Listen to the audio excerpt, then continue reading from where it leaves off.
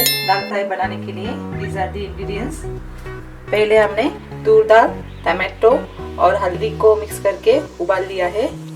1 cup onion, 1 cup tomato, कोथिंबीर, dhania powder, Kashmiri red chilli powder, garam masala, salt to taste, ginger garlic paste 1.5 spoon, curry patta, crush किया हुआ लहसुन, जीरा, राई।